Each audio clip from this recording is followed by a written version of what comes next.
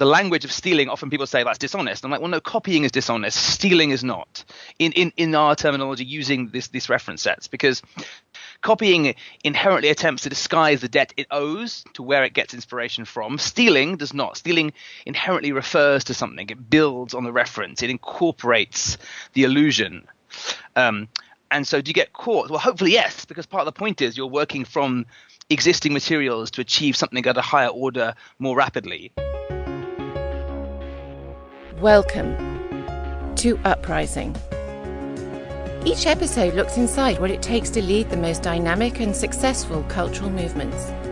Some of them in the business world, some in the social realm, some in politics, and some in between. To see why people start uprisings, what gives those initiatives momentum and keeps them going, and most important, what lessons can you learn from these movements and how to apply them to your business and even personal life. Let's explore the secret to sparking movements that move people into action. Passionate ideas. Controversial ideas. Uprising ideas. The power is now in the hands of anyone. To start a cultural movement. Your movement. To move the world.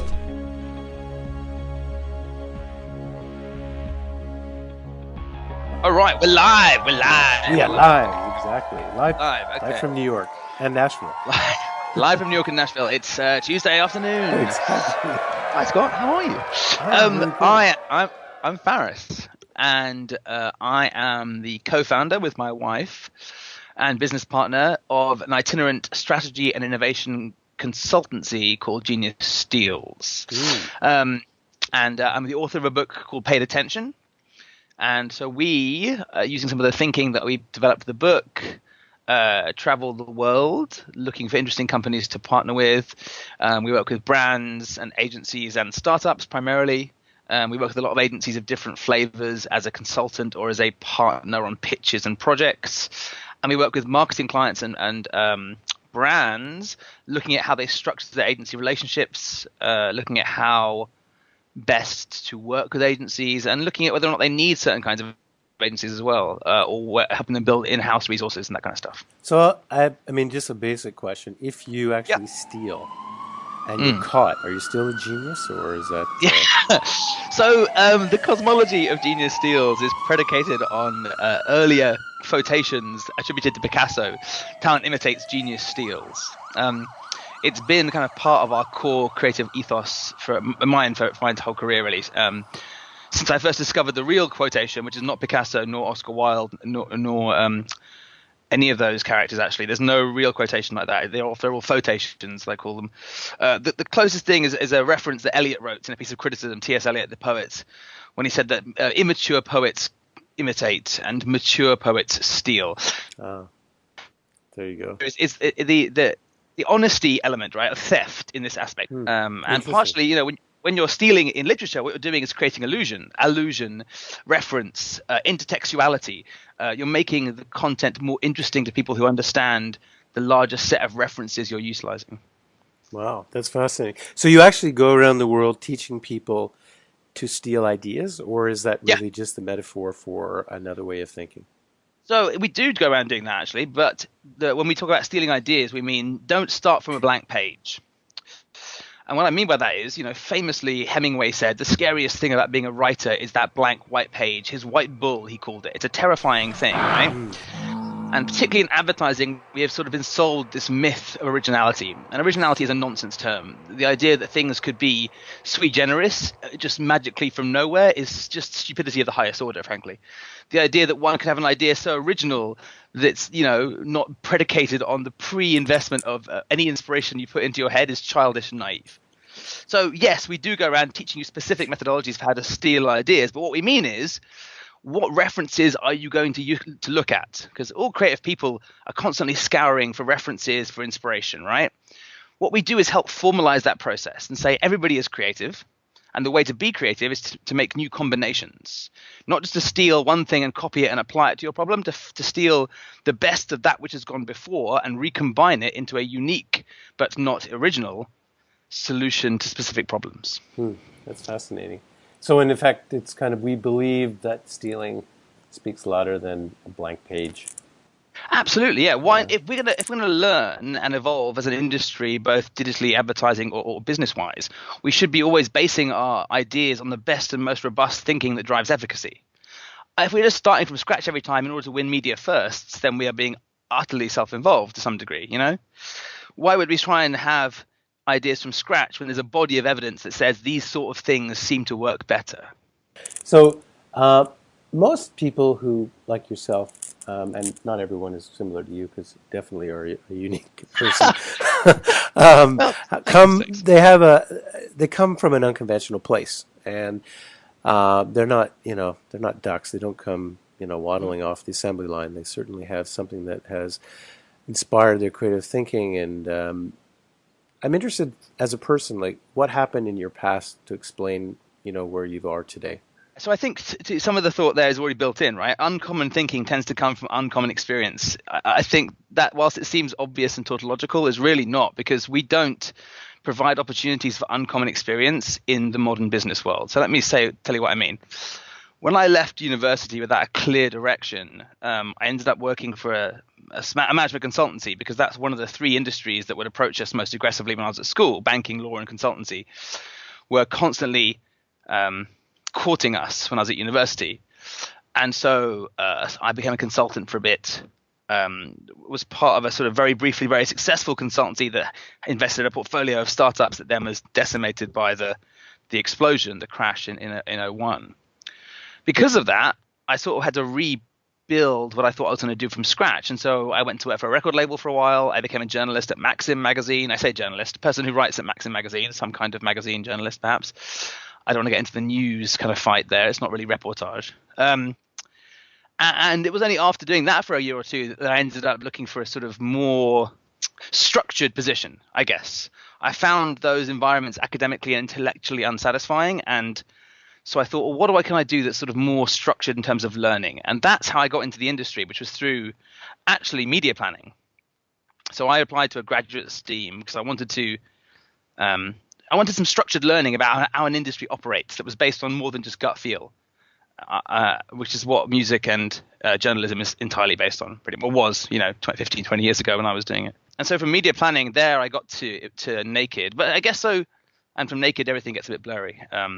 But I think to me, one of the things that I have noticed is that part of what we talk to clients about a lot is understanding the whole industry and its breadth and how it interoperates with different pieces, right? It occurs to me a significant linearity in how we recruit and hire people within industries, right? So people that work in creative agencies, let's say, often tend to only have worked in creative agencies, and people that work in media agencies have only worked in media agencies and vice versa. Whereas I've worked at media, creative, I've been an account planner and a brand strategist and a digital strategist and a comms planner and a creative director on 2 occasions. And I think if you want diversity of thinking, it helps to have a diversity of input in your experience set, rather than hiring somebody to work on this car brand from a direct marketing agency because you've got a brief for a car brand or a direct marketing agency.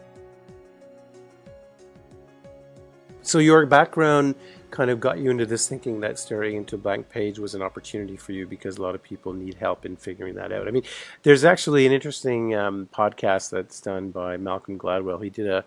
He did one about actually the idea that genius takes time. And he was talking about all these great, idea people who really were doing incremental improvements over like 25 years. Like Cézanne, would take 150 sittings to do a portraiture versus, Picasso that would do it in 3 seconds. Or he looked at Leonard Cohen that took, literally, 18 years to write Hallelujah to its, what it became, the sort of the jewel of the song. Versus Elvis Costello, who literally sat down and wrote a song in 15 seconds. Some people have it, their ability to sort of see a blank page and see the world in that page, and others don't. And yeah, I think that's what we tend to call creative people, right?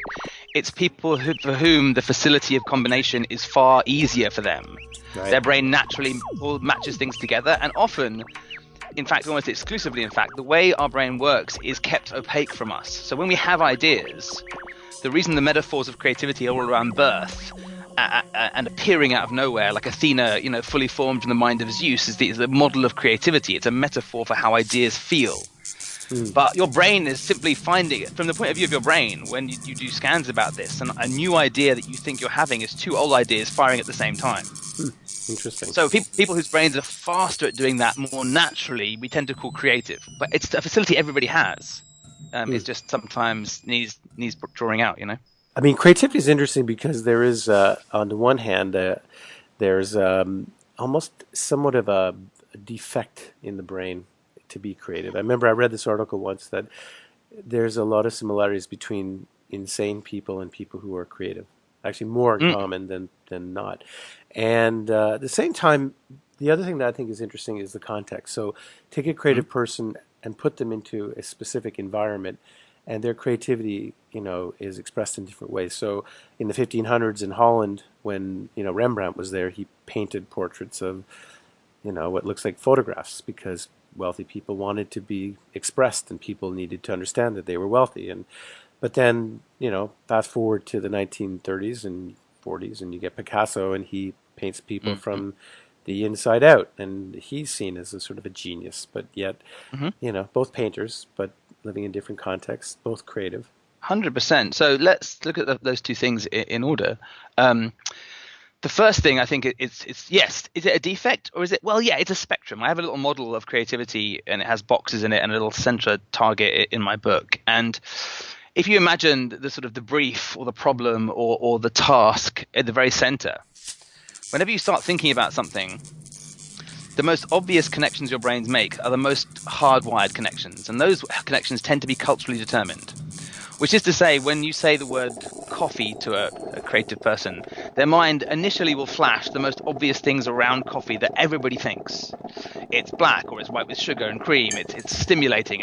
It's inspiring, and all those associations are the most obvious set of associations, right? And everybody has them first and fastest. The challenge then is to get to less obvious connections. Because by what we tend to mean when we say creative is that it's not obvious how you got there, but the connection is satisfying and makes sense. So there are people who tend to make less obvious connections at the furthest extremes of this spectrum, if you like. And at the very, very furthest extreme, to your point about insanity, insane people make connections that seemingly make sense and are very unobvious, but often don't actually make sense. Their brain is misfiring. Right. And it's that level, right? The idea can't just be the most unobvious set of ideas smashed together. It has to work. It has to be intellectually satisfying or emotionally resonant or solve a business problem. Otherwise, it's nonsense. But there's a sort of line where crazy ideas seem really interesting, which is why I suppose conspiracy theorists have developed subtraction, because ideas that are at that very end, they're seemingly held together so well, but they're sort of actually kind of insane. And then context. Context is everything, right? Because context, to your point, once photography was invented, photorealistic portraiture ceased to be very valuable, or at least very interesting, at least for a while, and then it came back as a sort of next generation skill with some of the great photorealistic portraitures, of like last couple of decades.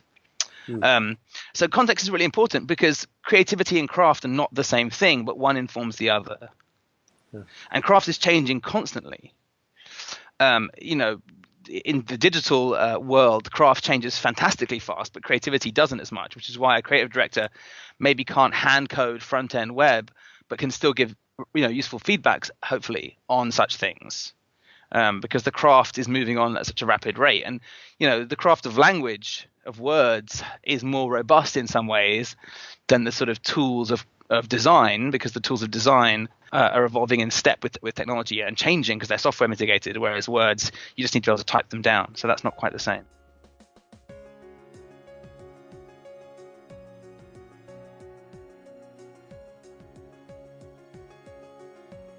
So you grew up obviously in the UK. Do you find that there's a difference in the way people think about the creative industry, or the way you think about strategy and ideas versus the US? I would say there definitely is, and I'd say it's in several areas. So first of all, the first thing you notice when you get to America is the function of scale and what scale does to the market, right? So there's a twofold thing here. There's more brands in America, so there are more agencies and there's more money. And so that choice thing is really interesting. You begin to see far more options for everything in America than you do in the UK, which changes the environment in which ideas are fighting for attention. Agencies in the UK tend to be heavily clustered in London, as they are somewhat degree in New York in America. But the scale of the industry is much smaller and less driven by sort of billion-dollar budgets. At the same time, account planning grew up in the UK a long time before it got exported to America, and account planning was a sort of marketing stroke qualitative research job in the UK. Whereas when it got to America, I think as Miles Young wrote about in his sort of impassioned appeal to the industry and campaign end of last year, it sort of transformed into a creative catalyst function rather than an efficacy and research function, which is fundamentally different. So, you get the situation where account planners will very rarely do qualitative research firsthand, especially in America. There are different people that do that, different agencies. In terms of creativity, I think England, the UK, the creative industries are one of the largest industries in the country, apart from, say, finance. It's a big chunk. So the identity of the creative cool Britannia that was sort of captured cloyingly in the 90s still kind of is writ large. And there's a sort of pride about creativity. There is, I think, a more conservative climate in America, again, as a function of scale. There's so much money involved, and a lot of marketing is derived from the MBA pathway, which is very unusual in the UK, or at least it was when I was working there. So it tends to veer towards the conservative more so. So in terms of like timing, like you've been in the business for a while and you worked in it in obviously lots of different capacities, but talk a little bit about today versus when you started. I mean, obviously there's massive shifts that are happening over the last few years, over the last decades, of course, but the last few years have been accelerated. What is it like today versus like when you started? Well, let's pick three things. By the way, I loved how your Canadian-ness snuck out there within a boot. Otherwise, in undetectable Canadianism, which I'm very fond of Canada. I'm trying to rebrand it as Canadia. Canada is a good one. I think it's great. I just think it sort of rolls off the tongue better, and I think it'll help Canada take its place on the global stage that it's finally ready for. Canada. Anyway. Well, yeah. No, it's good. No, I was once actually in Grenada, and there was this wonderful Christmas celebration, and they were saying we would like to wish our very good friends in the Commonwealth a happy holiday and a Merry Christmas, and our friends in Grenada and Canada, and so actually it's great. Somewhat similar, yeah. Anyway, so let's pick three because there's lots of changes, but there are three very important ones I feel like. When I started out in media planning, I said, how does this all work and so forth? And they tell you about the right place and right time and efficiencies and audience buying and buying channels and whatnot. And at the time, and this was only 15 years ago, but there were only 5 things you could plan, right? There were 5 media channels that existed you could buy media space in: outdoor cinema, radio, TV, and print. And then digital had just come online, as it were, and had yet to formalize its kind of its advertising units. So everyone was trying to work out how you could buy it at scale and what it was going to do. So at that time, media planning was still a skill, but you could sort of replicate it. You could see how software was going to take it over because you had 5 options and you had numbers against efficiency versus quality, essentially. So it's a highly prone to algorithmic kind of fit problem, essentially, right? So that's one thing. The great fragmentation has occurred everywhere. The great fragmentation has occurred through channels, yes, and then channels beget agencies, yes, also. So I saw recently, we're doing some research for a client, and there are a number of Instagram-only agencies now, I think mostly in New York. But the idea of an agency that only works on Instagram is not a nonsense idea at this stage in the game, whereas that would have been ridiculous 15 years ago. I work today with agencies exactly like that. I have an agency that we work with a larger client whose only expertise is on LinkedIn. Right. See? So that's a interesting situation. So obviously that leads to the great fragmentation wasn't just in agencies though and in channels. When these new agencies sprang up, the great fragmentation there begat the great fragmentation of strategy.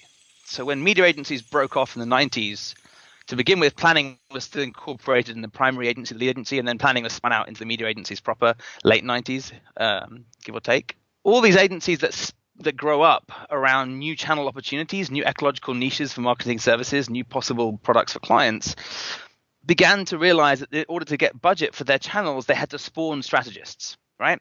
Mm-hmm. So all these companies began to create on the model of Naked and Mother and you guys in the early 2000s, right? When we all started calling ourselves strategists because we weren't doing planning. And it was a fundamental difference. We're not account planners.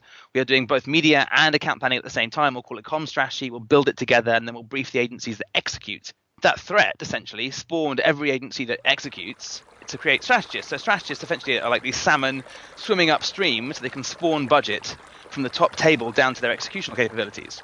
That fragmentation of strategy became the biggest problem that clients now face, right? So clients ended up having to manage, in some cases, rosters of 10 to 20 agencies and work out how to allocate budgets appropriately when everybody has a slight bias towards their own channel for both business model and cognitive reasons.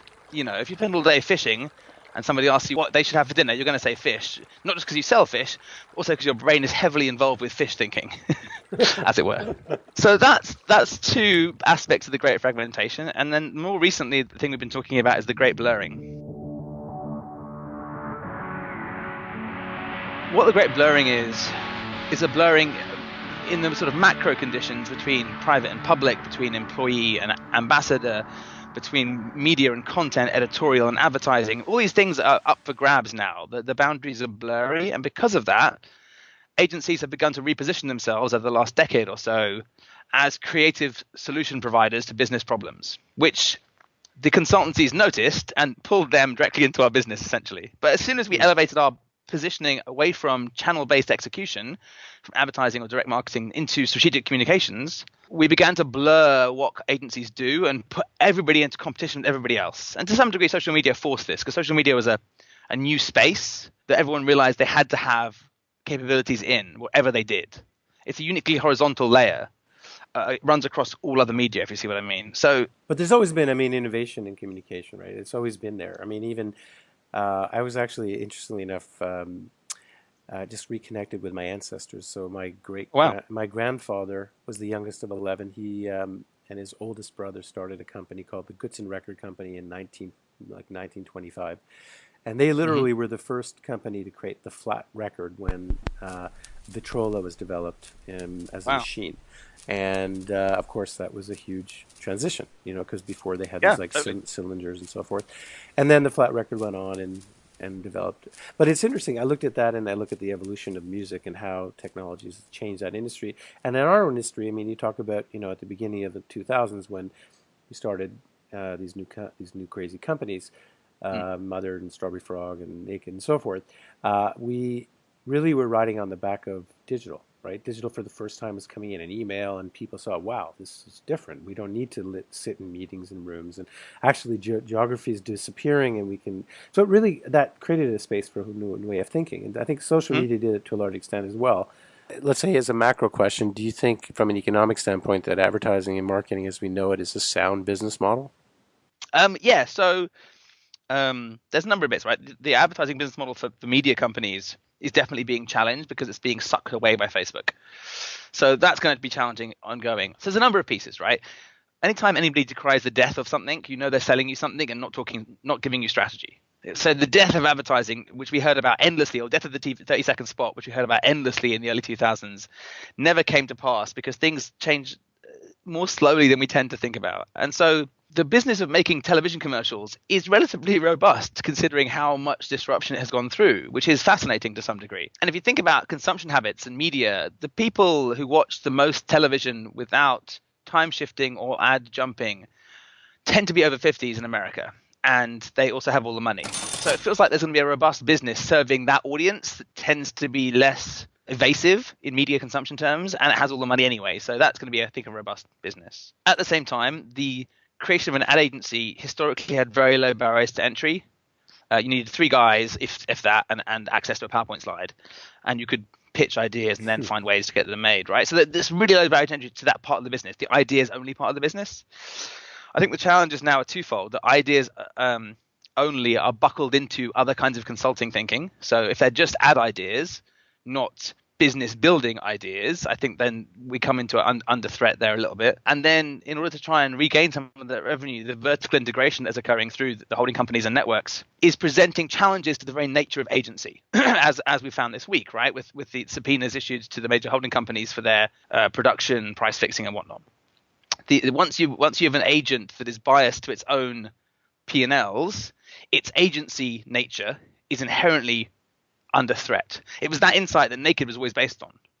that if you give advice, but like it's also why the accountancy firms and consultancies were split apart, and the auditors and the accountants are supposed to be split apart too. If you give advice, strategy, and ideas, but make money out of certain kinds of strategies and ideas, then your advice is going to be biased. The way we make money by selling time, I think, is not a scalable business. And I think, however, there's still a lot of money in the world that companies want to use with outsourced partners to help them increase revenues and do all the things that companies need to do. So as long as we can compete effectively in these new competitive sets with consultancies and design companies and so forth, then yes.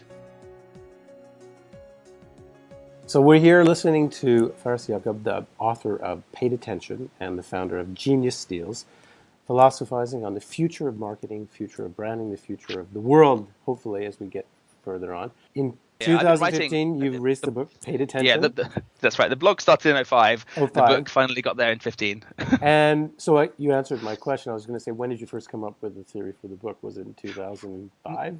Well, no. So the original version of the book was going to be called Genius Steals and was much more about recombinant creativity, which is now just really a chapter of Paid Attention.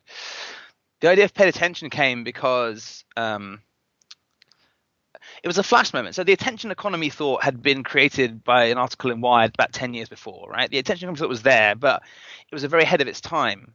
And I was looking a lot at digital advertising and the scale of it. And two things happened. One, I saw a datum.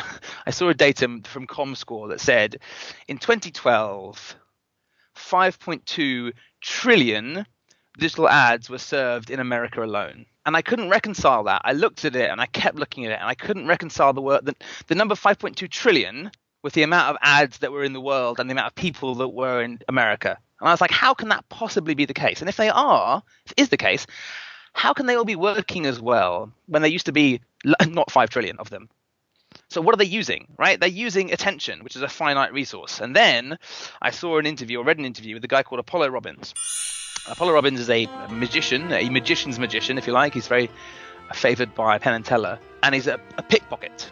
And he says this, and he said it a few times in an interview, but it's also mentioned in a book called Sleights of Mind, which I find very interesting, which is about how magic exposes certain cognitive quirks that our brains have. And he says, attention is like water. You can sort of channel it, but you can't control it. And I found this sort of really elucidating. I thought this thought was brilliant. This idea that attention has, force and power, and it rushes down channels. That's why we call them channels.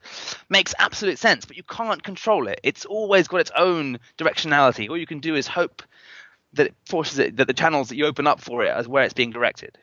It talks about sort of the misnomer of misdirection, how it's attention management is the thing of magic. It's not misdirection. You've got to know where the attention is in order to manage it, to move around it. So those two thoughts combined in my head. And I suddenly realized that those 5.2 trillion ads were all trying to eat away at the same finite resource of attention, and that couldn't possibly make sense. So I began to explore how human attention works, and read a lot about human attention, spoke to a lot of people about that, and tried to understand how the media industrial complex has always been in the business of aggregating human attention, cutting it into fungible slices, and then selling it to advertisers. That's the business model. And then thinking about how that changes in the digital world. And I think it does, but not I think it does change because of digital, but not in the sort of slightly facile goldfish have longer attention spans than we do now, because that is a really silly thing to say sometimes. I hear a lot in relation to attention.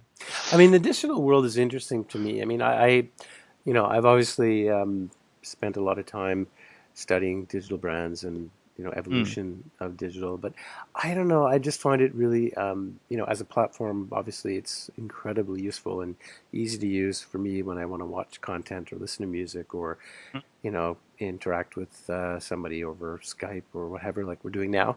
But I think ultimately, though, as a media for advertising, it's kind of clunky. I mean, if you think about it, watching films makes sense. No one clicks on banners. I mean, that's, to me anyway, just a fallacy. I think social media is super limited in terms of its ability at scale. And yet, I think we're witnessing is, and you may disagree with me, and that's totally okay. This is totally an open debate here. Yeah. I wonder whether what we're experiencing in the digital world is really just automation. and the robotization of marketing, where on the one hand, you have ideas and creativity, but on the other hand, you've got basically, the automation of execution. And are we not, within a very short period of time, going to really just see?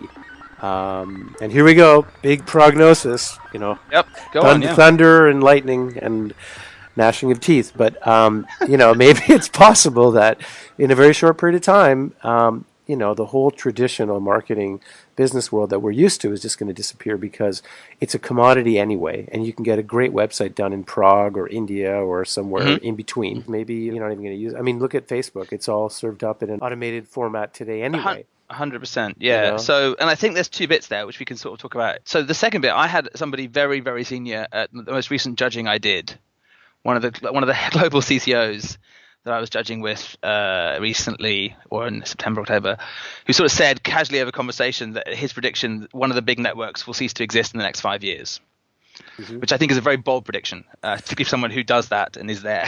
Which, by the way, is the same timeline they're looking at for the evolution of artificial intelligence.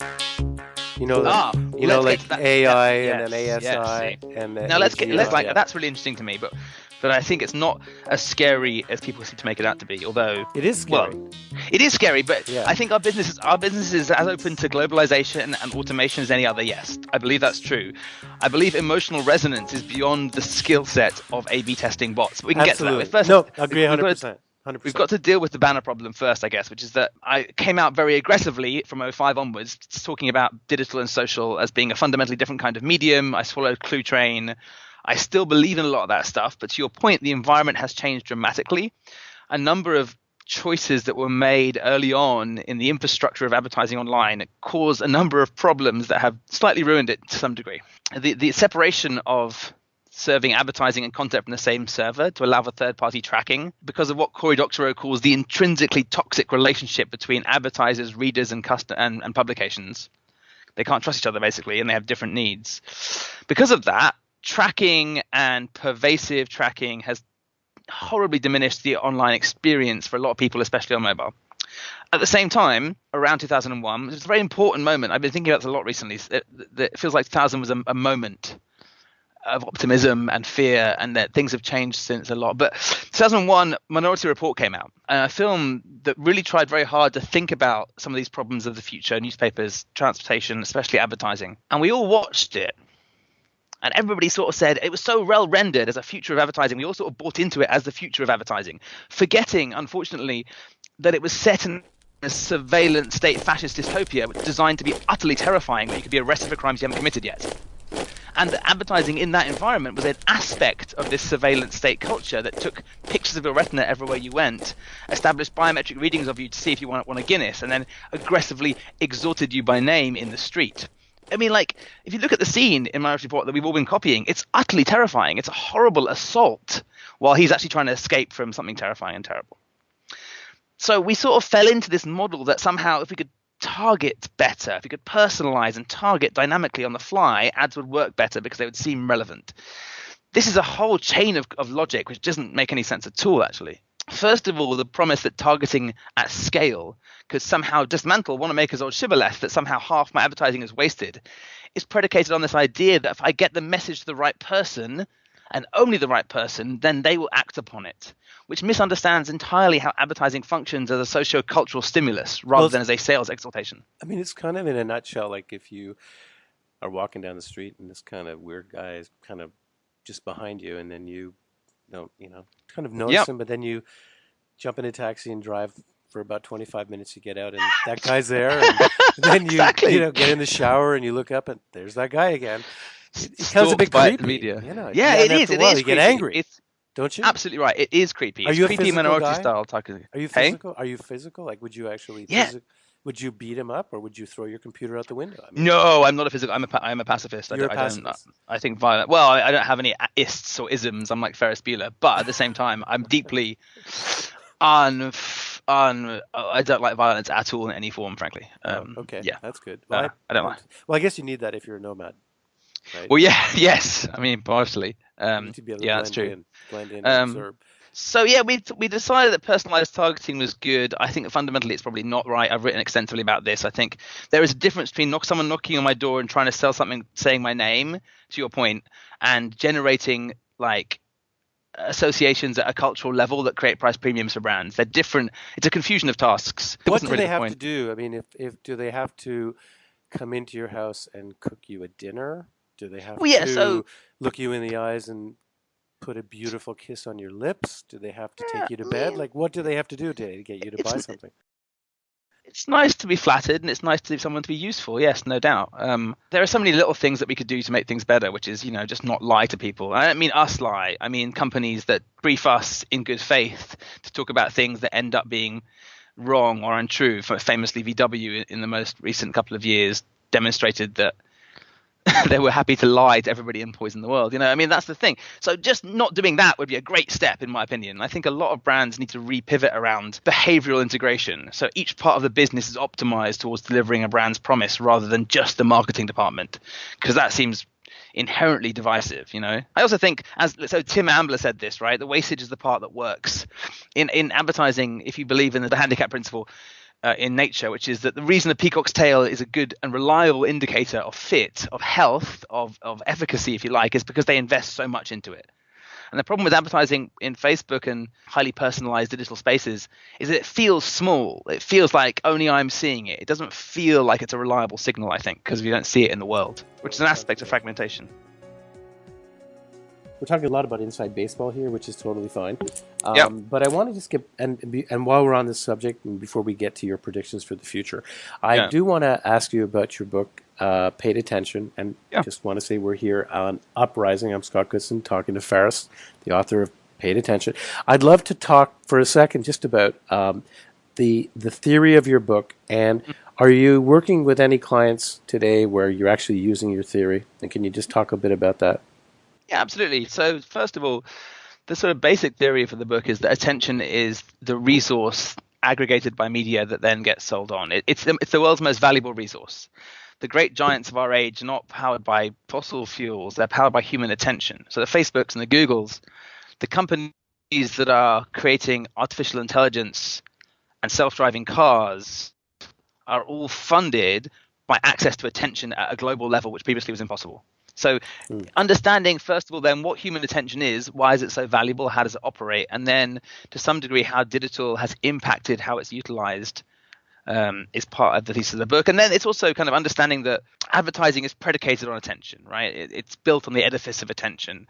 Attention, interest, desire, action is the model of communication. And advertere means literally in Latin to draw attention to something, to pull attention towards something. So it's all part of the idea. And then if you believe certain things about attention and you can know certain things about it, how does one hack it to some degree or utilize it or respect it in order to act and create actions for brands? So that's the idea. The idea that it should be respected is in short supply. And then more recently, my thinking since the ad block explosion has evolved, how it's a sort of a commons and how it's a commons under threat. And by that, I mean, if we abuse it, like in the tragedy of the commons, people take away access to it. So, famously in Sao Paulo and Chennai now, there are no billboards because they got too many and out of control, and they've just all been banned. Ad blocking is a similar response, and that's the shift, I think, between perception and attention online. Is that perception and attention are not the same in the real world. If you can get in someone's peripheral vision, you can create a low attention processing effect, but online, that isn't the case, because if I turn off access to my attention, there's no possible perception. I mean, you're obviously working with clients today. Do you have an example of a client that you're working with, or clients that you would never work with, based on their fact that they just don't, they're not structured? Really interesting. It's a really interesting question. That clients I would never work with. I think there are. At the same time, as a consultant rather than as an agent, I feel that my job would be to help companies that seem to be fundamentally tone deaf or ultimately immoral in their actions. My job would be to help them in some way. So I feel weird about it now in a way that I didn't when I was an agent. But yeah, so we do a lot of different kinds of work based on some of this thinking. So this year, for example, we spent a few days with the leadership team of Coca-Cola, and we worked on, as provocateur and facilitator, their workshops for digital transformation of their business. So outside of communications, outside of marketing, with the CIO, the CEO, and the heads, all the C-suite, including marketing, of course. We worked on that kind of work, thinking about the modern attention scape, and how one should respect it and utilize it. Equally, we do things like on a genius deals basis. So we did some work with Air New Zealand in Auckland, looking at just how other from our experience, both in terms of comms and experience design, in terms of us traveling so frequently, because we live on the road, we fly about once a week from client to client, etc. Looking at the experience design and the customer journey of flights and how that experience is degraded so much in America and how they could use that as an opportunity to represent their brand differently and so forth. It's a lot of fun. It's really fun stuff. It's very kind of, sometimes it comes in through a marketing hole and not always, because we don't have any, we work with marketing partners or agencies. On the other side of our business, we done some really fun work with a media agency in New Zealand. We helped the biggest media agency in New Zealand develop a creative process, which I thought was very interesting. As a request came in from them. They said, we are pitching more and more ideas in competition with creative agencies that have significant muscle memory in making ideas and articulating them and selling them. Can you help us develop that? And I said, yep, and that was great. And we worked on a big consulting project about the future of research for the biggest research company, independent research company in the UK, where we helped them think about their business, how their clients' business needs are evolving, what they could do to evolve, and then ultimately how their brand can express that future-facing positioning for the insight industry. So this show is about movements and uprisings, and you probably are one of the most perfect guests to have on this show, because not only are you working with such a really interesting mix of clients in so many different areas, and as a result of that, you have tapped into insights and probably see things that many of us miss, but you also do it in a way that is so much nomadic. We haven't talked a lot about it, but the fact that you really travel the world and live nowhere but experience everywhere is really fascinating. So with that in mind, and looking at like global culture, and this old book, The Global Soul, you really are the global soul. What do you think, looking into the future crystal ball of your life, are the big movements that you see in the current environment, and how will they influence the way people buy services or products or ideas? I think there's two or three things that we've noticed, even in the last. So we've been on the road we incorporated our company 3 years ago this week. We've been on the road for 4 years come February. And we've been to something like 40 countries in that period of time and done work with various clients in maybe 10 or 15. Which air seat is the most comfortable? I prefer the aisle. My wife prefers the window. But which airline? Is there a specific brand that you prefer? No, I mean, there's all the same? No, the ones outside of America tend to be better than the ones in America, to be honest. Well, that's a pretty big, it's a pretty big dartboard. What do you have any specific one that you love? Is it Air New Zealand? Or do you? New Zealand's fantastic. New Zealand is in terms of experience up there. So is Emirates up there. Qatar's up there.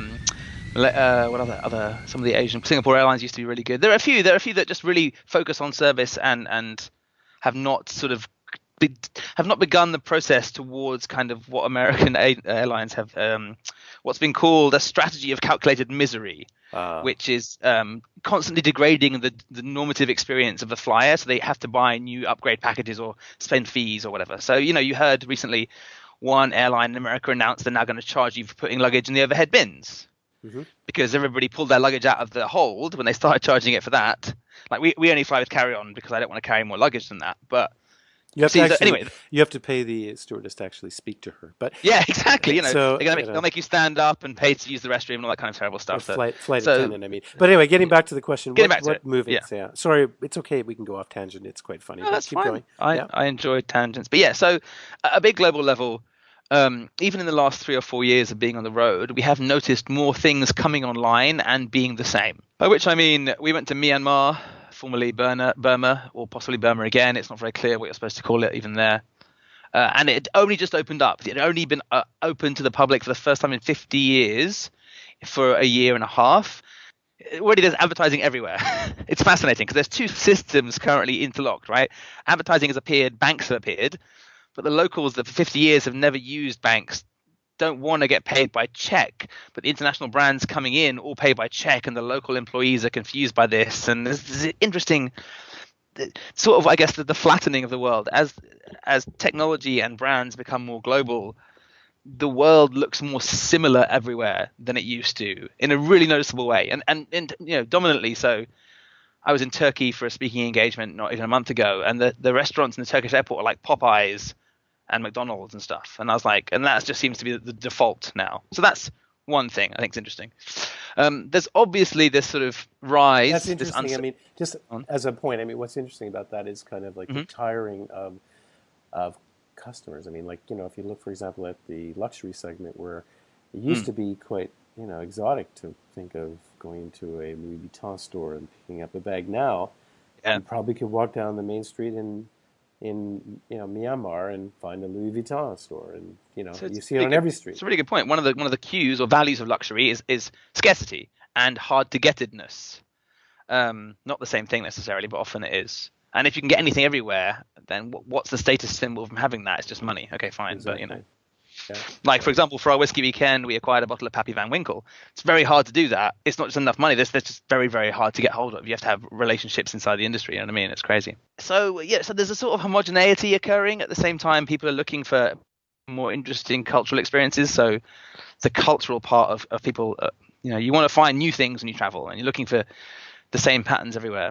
So the digital thing obviously is huge. As people are coming online, countries like Cambodia are suddenly very viable places to work and live in some senses, because the bandwidth is pretty robust there, even more so than in some parts of America, frankly, which is surprising to me. Actually, just interestingly, sorry to interrupt you, but just please, on the basis of that, I mean, this podcast has quite a large following in Indonesia, Nigeria, Scotland. Right.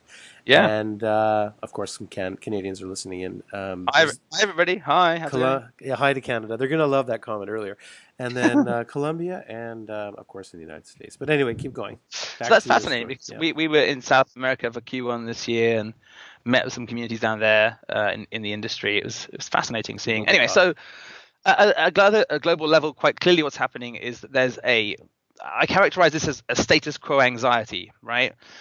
Everybody has this sense that things are a bit broken, and there are no kind of narratives that are explaining the brokenness well. And it feels like what happened, and a lot of the stuff politically that's happening in terms of the rise of authoritarianism and someone telling you what to do, someone telling you how the world is, that provides that clarity, seems to be a function of that, and it's slightly terrifying. At the same time, if you look at what happened in 2000, the great fragmentation we spoke about before, right? When media began to fragment massively and the world got really complex, there's a sense that, and this is not my thought at all, this is Hypernormalization by Adam Curtis, the BBC documentary that just came out. It talks about how the world retreated from the growing complexity that digital was ushering and globalization was ushering in, and we retreated back into a sort of regressive narrative. And I was thinking about this yesterday, right? I went to see Rogue One yesterday, the Star Wars movie. Have you seen it? No, but I've seen the coming soon, and it's like the Dark Force Returns is coming as of January the 20th, when the new administration takes over. So not just that part, right? Which was watching it yesterday was particularly symbolic in some sort of disturbing way, but it was interesting. Not just the narrative of it, but what it is, what the movie is. And I'm not going to give any spoilers, because if you've not seen it, you'll enjoy the spoiler part of it. But in some ways, it's this perfect both homage to and Star Wars film at the same time. It's sort of made in a way that you are utterly convinced of its perfect fit into the universe that you grew up with.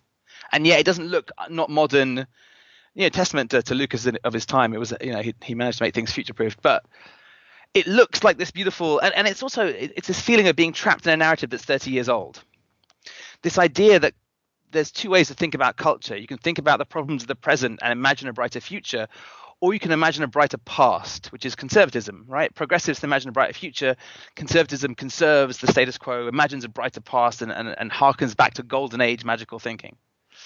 And it feels like if you look at our culture, as it began to recycle itself, it's our music and our movies, and the fact that Power Rangers is coming back to our screens, the cinema screens next year, and Ghostbusters this year, and Star Wars franchises will now last the rest of our lives, and all these narratives that we're sort of recycling are all kind of inherently putting us back to an earlier comforting time. It's kind of like being sold recidivism as comforting nostalgia. I don't know if it's comforting. I feel like it's 1930, honestly. I mean, I've been getting all these beautiful Christmas cards with grinning snowmen and handwritten messages on the inside with, messages like 2016, the worst year ever, can it get worse? And then I'm like, I think next year is going to be even bleaker. But Yeah. it's I don't, I mean, I don't, you seem to be incredibly optimistic, but I don't know. I'm trying to be very hard because that's I think the best way we're going to deal with this. We have to, I think. But no, I think the thing is the comforting nostalgia part. I think is kind of a hoax, right? It's inherently regressive. It's inherently saying we've given up on new ideas. Let's go back to the old ideas that we knew worked. It's like empty Which carbs. is an inherently kind of exactly Doesn't do right. anything for So the body. Yeah. as much as I love the Star Wars film, I think it was a symptom of this kind of. It's almost like the perfect expression of this being trapped in a 15 bubble of culture that's recycling itself because it can't move forward. The final thing is like, it's the polarization thing, which you see everywhere.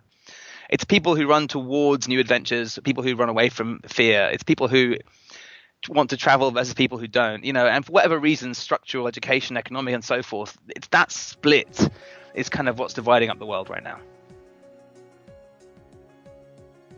I'm worried about structural education. I know it's an aspiration and most people need it. And to many people, actually the majority, it is a way to solve some of the world's biggest problems, especially if you educate girl children. We can get into a whole discussion around that. And anyone listening, if they have money, they should go to thegirlstore.com and actually buy a girl her life back because it helps educate girls in India and so forth. However, nevertheless, I do worry, though, as a father with two teenage boys, that this structured education is really going to ruin them for the world that's coming, because who knows what's coming, and they're being taught in a rearview mirror. It's true. I think there's two kinds of education, right? And if you think in the metaphorical terms, there's databases and there's software. You can either install pieces of software in people's heads they can then use to solve different problems, or you can make them learn a sets of facts which become outdated. And so I think one of the challenges, yes, is that education, Ken Robertson, all that thing with the most viewed TED talk ever about how school doesn't really optimize you to creativity. I think that's fair. I think the education system that we have around the world was invented by the British in order to create bureaucrats for the empire. That's literally specifically why it was created the way it is, right? So maybe it's time to shake that model up. That's, I think, also sensible. But I think the important thing is any kind of vocational teaching that is how based and not why based is under the threat of disruption, right? Inevitably. Like if I learn how to be a Flash designer at a certain point in recent history, that skill set ceases to be useful if I can't redeploy those skills in different technologies and media. So it's kind of like making that choice, right? You want to teach people how to think famously and not what to think, hopefully. And have values. And exactly. So it's been an extremely inspiring discussion. Actually, the word "inspiring" is a bad word, so I'm not going to use it. It's been an enthrall. I've been enthralled with every one of your insights, and it's truly great to finally catch up with you. I want to end up on our call today on the show with some predictions. You look to the world, you've traveled, you've seen things. The social climate seems to be inherently negative. I mean, I mentioned it earlier I was joking about the dark force rising, but it feels like we're moving into, the dark force is taking over the universe. And it's like people are, even positive, progressive people are thinking maybe we need to be more negative. Maybe we need to be more aggressive. And how do you advise your clients to think about their own marketing strategies in relation to where the world is going? Okay, so that's a fair two-part question. I think you're right. I think the cultural discourse has tipped into negativity, and I call it the age of outrage. People are sort of constantly looking for things to be outraged about so they can scream about things, and it doesn't seem very helpful. I think both from the extreme left and right, this idea that this conflation of hate speech and trigger warnings and freedom of speech is super, super dangerous, and I think very unhealthy. Education is all about being exposed to ideas you find challenging, and if you don't get that, then you just get reinforced robots, which nobody really wants any more of, hopefully. But that said, that's actually an interesting question, because I think in some parts of the world they do, but in other parts of the world where you think that they do, they don't. Like, for example, in India, where the culture do limit people, like they keep them in the box, but yet the greatest business leaders there are trying to change that, to let these brilliant, well-educated people think outside the box, and eventually will and take over the world. Whereas in other parts of the world, they are trying to make people more into robots. So it's actually but anyway, I'm sorry to regress. It's a really interesting you're right, discussion. Though. You're right. It's a good point. And also there are different stages of I'm really uncomfortable using words like evolution, because all that kind of first world, third world, emerging kind of is deeply, self-aggrandizing for certain countries. Absolutely. But there's poverty and there's less poverty in some countries, and so there's a difference somewhere. But and I do think potential. yeah, exactly, and also just different ways. When I was doing lots of trend insight work for a mobile phone company years ago in the UK, so like maybe 03, 04, 05, one of the things we would always do is just look to Japan, because Japan was clearly with Docomo like 5 years ahead of anywhere else in the world in terms of wireless telephony, right? But what we would always say is, don't look at Japan like it's straight ahead. Look at it's like a head, but 25 degrees askew. It's not our future. It's simply part of the future set, and we can work out where we're going to get to by looking at that as a sort of parameter. Absolutely.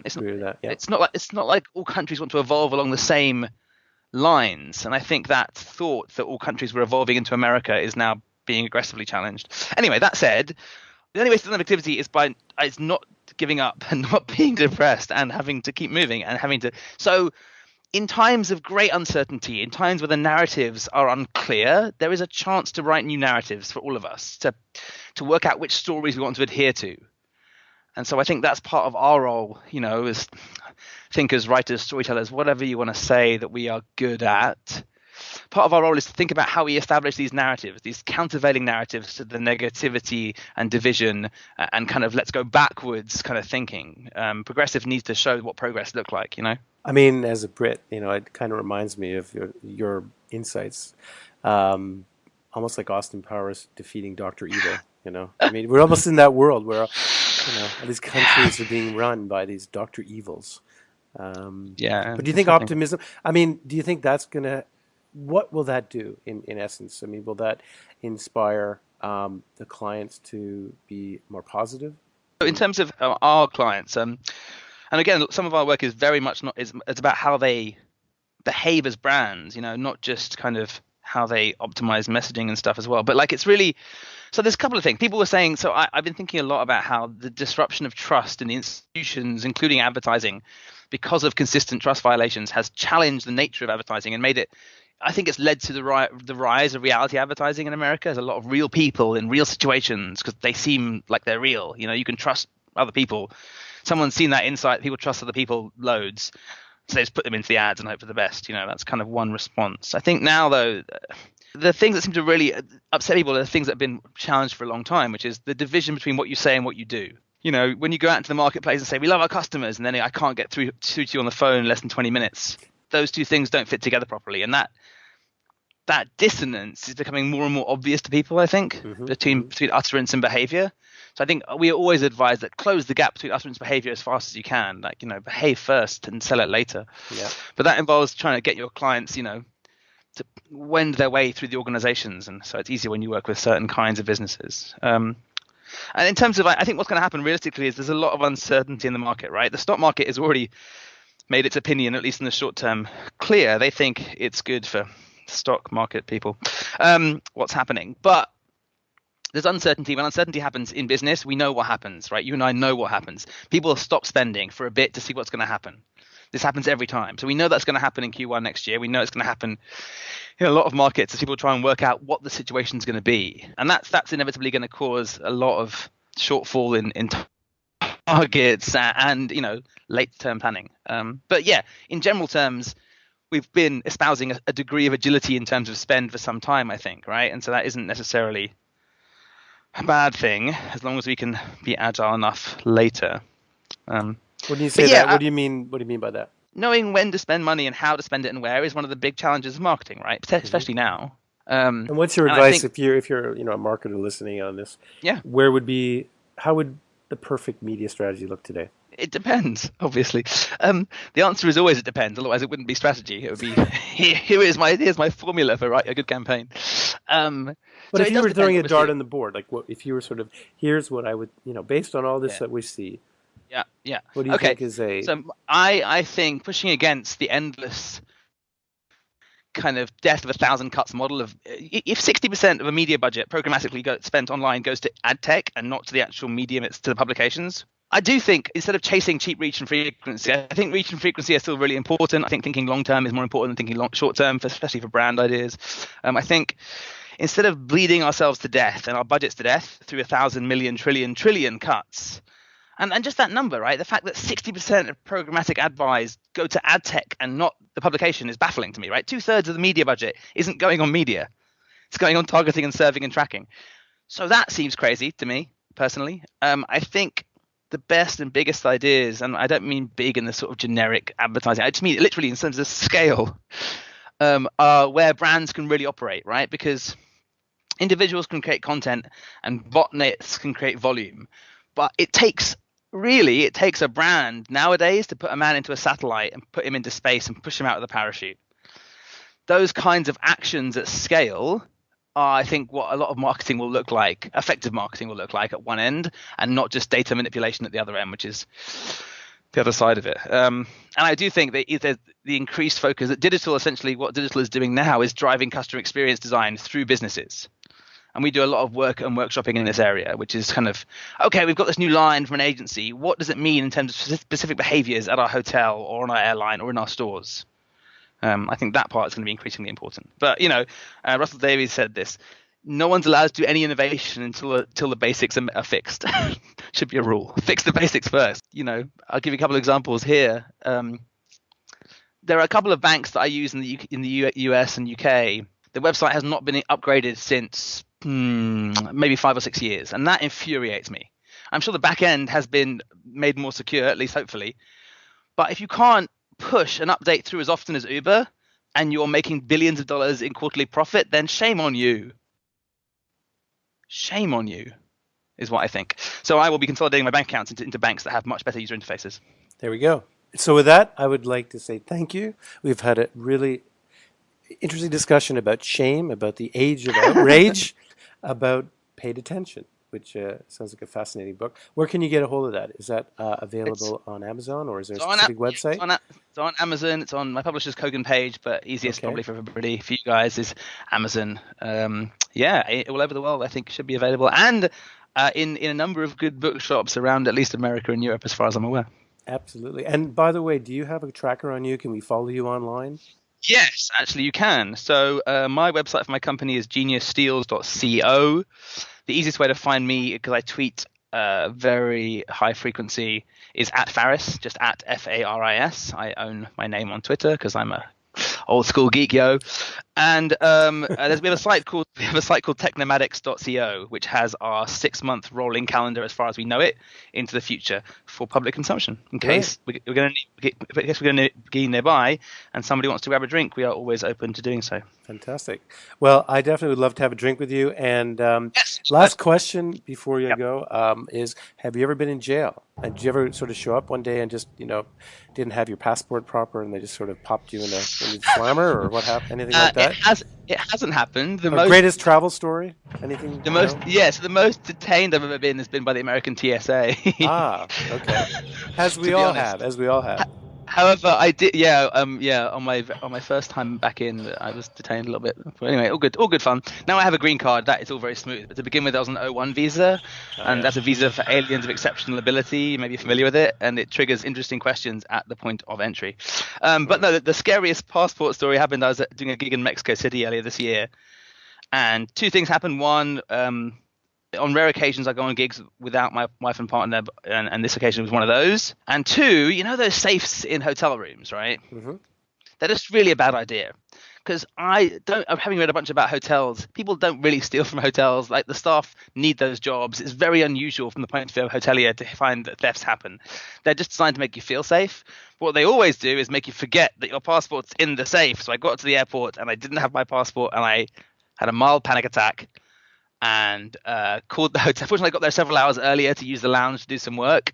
So I called the hotel, and the hotel was a very good hotel. And they, because the client put me up in a nice place, and they went into the room, found the passport from the safe, put it in a cab, and the cab actually came to the airport with my passport and delivered it in just the nick of time. So terrifying, but ultimately a good story of how a hotel can go above and beyond in terms of their customer experience. And with that, I'd like to thank you for your time. I know you probably have a flight to catch, but actually you're in Nashville. We're in Nashville this week. It's Christmas, it's family, and just wrapping up our local affairs. In Nashville, do you ever feel the urge to, get up on stage and sing karaoke and do Johnny Cash or Elvis or anything like that? So I have done a couple of times, yes. There is a fantastic karaoke place called Santa's Pub, which is in a double wide trailer in Nashville, and it's a sort of only sells beer, and you can still smoke in some places in Nashville in bars, so it's a very not good throat environment. But I went in and got up and started singing and have a bit of fun. I like it at karaoke. The thing is, though, to remember the ambient level of musical talent in Nashville is literally the highest of anywhere in the world. That's what I was I meant. It's like a pretty... Yes. When you go to karaoke, everyone else is going to be really, really good. It's just worth being aware of it. Oh. It's a great show. Well, thank you so much, Faris. Super interesting. All those insights are really valuable, and you've been a tremendous guest on Uprising today. Thank you so much for having me, especially the week before Christmas when the silly season is in full swing. So have a great holiday, and hopefully we'll have a drink in the new year. That sounds great. Take care, brother. Okay. Bye-bye. Thank you for joining our Uprising today and listening to our show. If you missed the show, or if you want to find out more about who was on, or if you want to learn more about how to create your own Uprising, please go to uprisingmovements.com. You can also download this Uprising program from iTunes. Uprising was produced by Nicola Keneally and Adam Helen, with special help from Melanie Boardman, Karin Drachenberg, Philippa Freeman, Brianna Campbell, Fashad Faroudi, Mark Bruzy, Will Issam, James Politi, and Jonathan Weeks. My name is Scott Goodson, and you've been listening to Uprising. What we can learn about movements and uprisings that are shaping our world in business, in society, and in between. For more on cultural movements and movement marketing, be sure to pick up a copy of the best-selling book Uprising, How to Build a Brand and Change the World by Sparking Cultural Movements, available on Amazon.com. Music for Uprising composed by Charles Duchateau.